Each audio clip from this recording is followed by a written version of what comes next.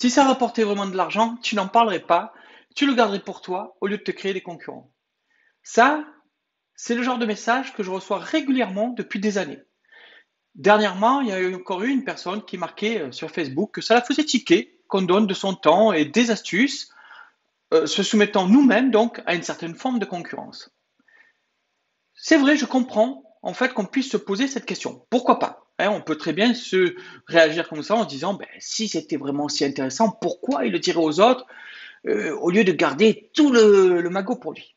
En fait, honnêtement, je le dis un petit peu sous le ton de l'humour, mais vraiment, vraiment, je comprends hein, cette réaction. Il y a un réflexe de protéger un petit peu en se disant, ben, si on détruit la poule aux œufs d'or, eh bien, on n'a plus rien. Donc, voici donc ma réponse dans cette vidéo, ou plutôt mes 5 réponses. D'accord? Il y a 5 réponses que je veux t'apporter qui vont te montrer pourquoi, en fait, ce n'est pas forcément la bonne façon de penser. Déjà, premièrement, il y a eu la nouvelle édition de l'étude France Num hein, en 2021, sachant d'abord, avant d'en parler de cette étude, qu'il y a plus de 3 millions d'entreprises en France. Ok, rappelons-nous qu'il y a plus de 3 millions d'entreprises en France. Et l'étude France Num de 2021 montre que 66% des entreprises en France, je parle que de la France, hein, alors que je pourrais parler aussi de tous les pays francophones, hein, que ce soit Belgique, Suisse, Canada, etc. Donc, ne serait-ce que la France, il y a 66% des entreprises qui ont un site internet. Ça fait 29% de plus, 29% de plus, écoutez bien, qu'avant la crise du Covid. D'accord? C'est quand même énorme. Et même parmi toutes ces entreprises, euh, principalement des TPE et des PME, qui ont donc un site internet, il y en a 20% qui ont aussi une boutique en ligne, contre 9% avant la crise. Ça fait 11% de plus. Donc, tous ceux qui ont une boutique en ligne, ils ont besoin de fiches produits. Ils vont rajouter des produits, etc. Et ils ont besoin de gens pour rédiger, en tout cas, s'ils veulent vraiment réussir. De toute façon, quand tu veux réussir, quand on crée un site, hein, qu'on met en place une stratégie basée sur le contenu, il faut publier régulièrement euh, sur le web. D'accord? Il faut publier régulièrement sur le web. Et aussi à souligner, 92% des TPE-PME, 92% des TPE-PME estiment que d'être présent sur Internet est ou sera indispensable à leur survie. Autant dire pratiquement toutes les entreprises ont besoin d'être présentes sur Internet. Et pour être présentes sur Internet de façon efficace, il faut tous ces entrepreneurs qui sont souvent des toutes petites TPE, même des micro-entreprises, même des PME, eh bien, ne sont pas forcément des rédacteurs, ne savent pas forcément bien rédiger pour le web, créer du contenu pour le web. Donc, si tu regardes bien, ça en fait des millions de clients potentiels. Ok? Je ne suis pas certain que même pour mon activité de rédaction web, je sois en capacité de les garder tous pour moi et d'avoir ces millions de clients que je puisse satisfaire tout seul ou même avec une poignée. Tu vois bien qu'il y a besoin de beaucoup d'offres, de beaucoup de rédacteurs pour répondre à une aussi grosse demande. Même s'il y a des centaines et des centaines de rédacteurs, elles ne peuvent pas prendre des millions d'entreprises comme clients. On est d'accord? Donc, il faut vraiment, vraiment voir ça comme premier point, ce qui est vraiment très, très, très, très important, parce que même dans tous les autres arguments que je vais développer, ne serait-ce que ça, on se dit, bon, mais ça va, avant de pouvoir manquer de clients, il en faut. Et puis ça, c'est important aussi si justement tu veux devenir rédacteur web et que tu te demandes, est-ce qu'il y a potentiel, est-ce qu'il y a de l'avenir? Donc, première chose. Deuxième point, en réalité, de confier ce savoir, en fait, de faire passer ce savoir, c'est un peu le principe de tout métier, non? En fait, transmettre, apprendre aux autres, c'est vraiment euh, dans la logique depuis la nuit des temps, en fait. Le boulanger qui apprend le métier à son apprenti ne se crée-t-il pas un potentiel concurrent lui aussi? Le chef qui forme d'autres cuisiniers en école de cuisine ne se crée-t-il pas lui aussi de la concurrence? Il faut bien avoir appris de ses pairs pour enseigner à d'autres ensuite. C'est ainsi que fonctionne l'humanité, je pense. Donc la transmission du savoir, c'est un peu la base de ce qui fait de nous des humains. Donc du coup, Pourquoi ça serait différent pour des savoirs sur Internet?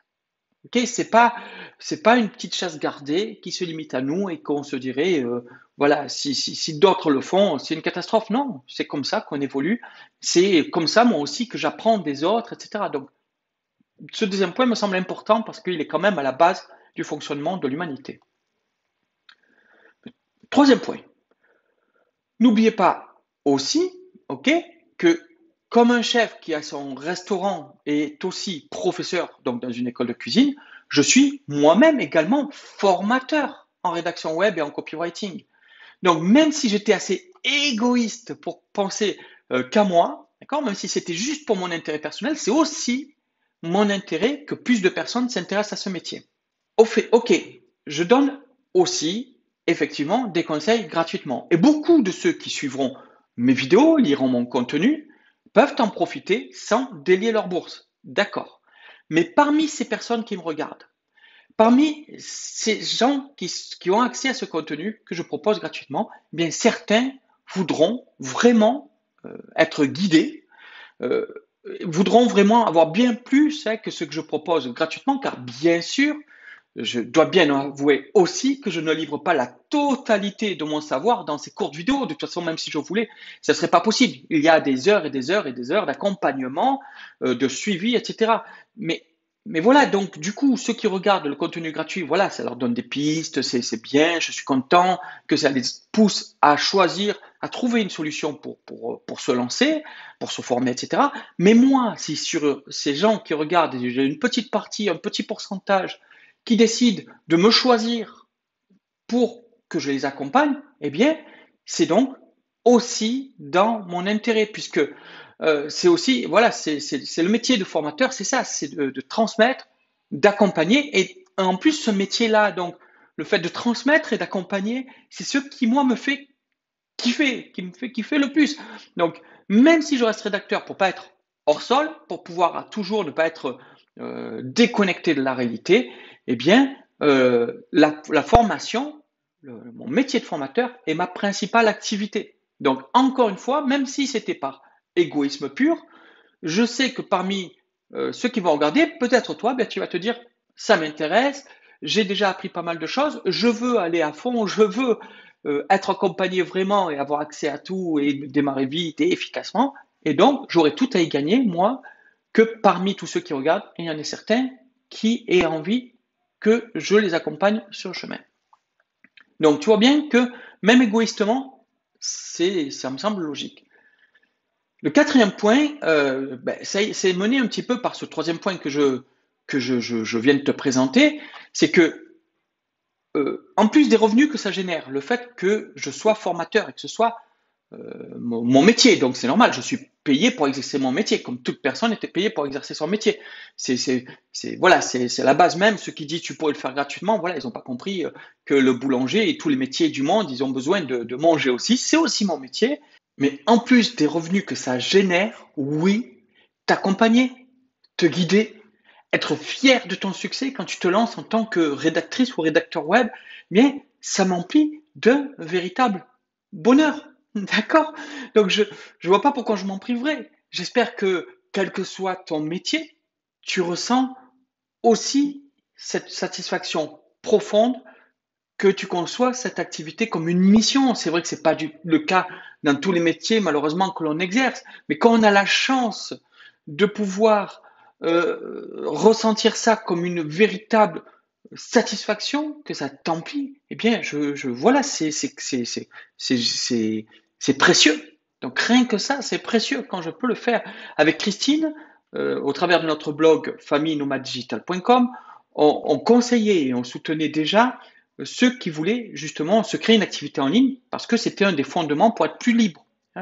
Être nomade digital, c'est une chose, mais si on n'a pas des revenus qui permettent cette liberté de voyager où on veut ou de travailler quand on veut, même si c'est de chez soi, mais travailler où on veut, comme on veut, quand on veut, eh bien, il faut avoir une activité en ligne. Et c'était déjà, de toute façon, ce besoin de conseiller, c'était déjà ce qu'on ressentait comme une mission avant même d'être formateur, puisque le blog famille-nomade-digital.com existe depuis 2013, qu'on y passait déjà beaucoup de temps et d'énergie avant même d'être formateur. puisque on a proposé des formations qu'à partir de l'automne 2017. Donc, tu vois, c'était déjà ce qui nous semblait le plus important. Donc, si en plus de m'apporter suffisamment de revenus pour vivre tel qu'on le conçoit, tel que j'estime que notre vie doit être, si en plus on y trouve un véritable sens, encore une fois, je le dis, je le répète, pourquoi je me priverai de ce partage? Ça a que des bons côtés pour moi. Et ce qui compte évidemment, c'est d'être fier de ce que j'apporte, que ce soit de vraies solutions pour ceux qui se donnent à fond pour gagner cette liberté.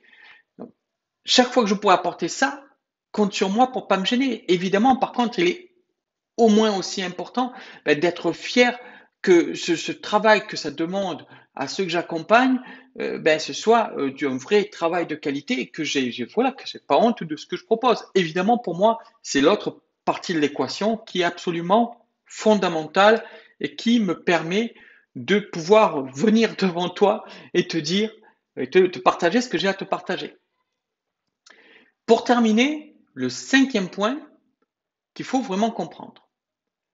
Plus nous sommes nombreux à proposer de la qualité, notamment donc en tant que rédacteur web, déjà ça promeut ma méthode, puisque ça rejoint les points précédents que je t'ai présentés avant, puisque du coup ceux qui vont dire j'ai réussi en suivant la méthode de Patrice Cal, la méthode Oméga, et pour moi, ça rejoint les points précédents, ça augmente ma notoriété, ça permet de montrer aux gens que ça fonctionne. Bon.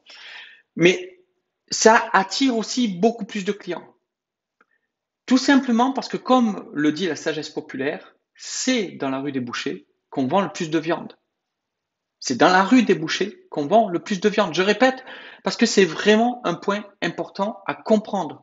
Ce n'est pas parce qu'il y a plus d'offres que tu as moins de demandes. Au contraire, parce que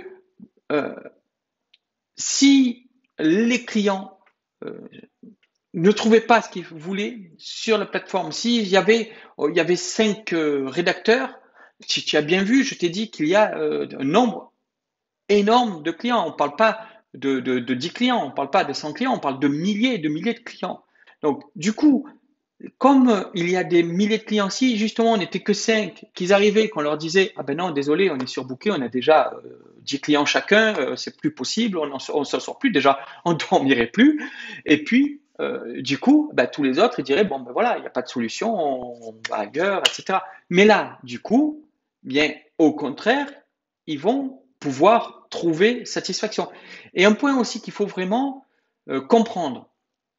Donc, en tant que rédacteur web, je ne vois pas les autres rédacteurs web comme des concurrents, mais comme des confrères. Et d'autant plus encore si ce sont des gens que j'ai formés, que je sais qu'ils font de la qualité, ou des gens que je sais qu'ils sont bien formés et qu'ils font de la qualité.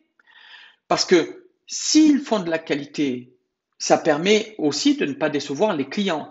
Si je suis un client, que je vais commander un rédacteur web sur une plateforme et que j'ai de la daube, que c'est pourri, et il y en a qui font de la daube, eh bien, je vais peut-être plus jamais revenir sur la plateforme et c'est perdu, le client est perdu pour tous les autres rédacteurs de la plateforme.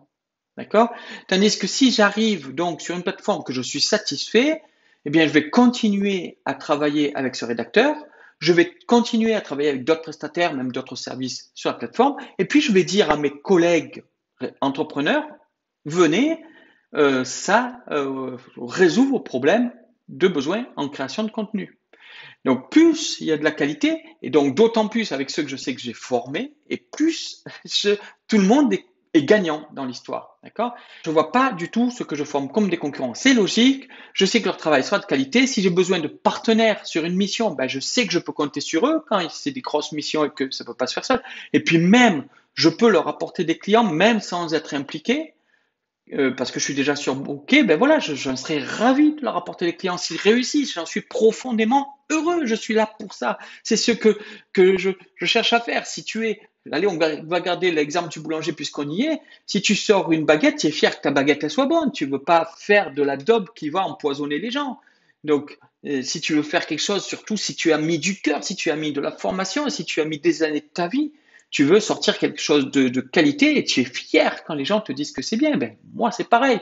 Je suis profondément heureux quand des rédacteurs web que j'ai formés réussissent. Voilà, c'est pour ça que, comme je te dis, voilà, plus il y a de personnes qui réussissent, et plus elles offrent de services de qualité. Et là aussi, en plus, non seulement de mon plaisir personnel, mais plus les clients se tournent vers la plateforme et vers les profils des rédacteurs web. Donc voilà ces 5 réponses que je voulais apporter à ces doutes récurrents que je peux comprendre de personnes qui pensent que la réussite s'obtient en restant caché comme si c'était un filon d'or qui s'épuisait, mais non, au plus on va promouvoir, au plus on va être nombreux, et plus il va y avoir d'or qui sort parce que justement c'est la demande crée l'offre et l'offre crée la demande. Donc les deux sont importants. Donc je pense vraiment que ce n'est pas la bonne méthode que de croire qu'on peut juste garder le truc caché. Et ce n'est pas non plus de toute façon ce qui me rend heureux, ce qui me rend heureux de me lever chaque matin, tout simplement.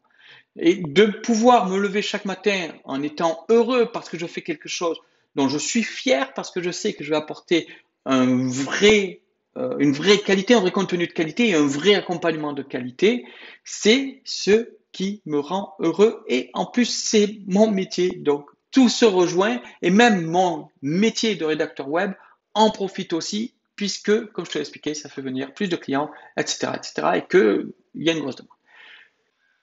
Et maintenant que tu as compris pourquoi je t'apporte ces conseils, ce contenu, eh bien, je t'invite à profiter d'un conseil important. Clique sur le lien qui se trouve sur la vidéo, sous la vidéo ou sur le côté de la vidéo. Tu vas pouvoir ainsi accéder gratuitement par ce lien à la masterclass qui t'explique comment devenir rédacteur web, en fait, ce que c'est le métier de rédacteur web, comprendre un petit peu comment on se lance, comment on trouve ses premiers clients, comment on augmente ses tarifs, comment on travaille sérieusement, etc. Bref, 7 conseils qui vont vraiment t'aider à mieux cerner, savoir si c'est fait pour toi et savoir si tu peux te lancer et comment dans la rédaction web. Je t'invite vraiment à t'inscrire, à profiter de cette occasion pour en savoir plus et avoir toutes ces astuces qui vont vraiment t'aider pour pouvoir te lancer ou non, si ça ne correspond pas à ce que tu aimes faire dans la rédaction web.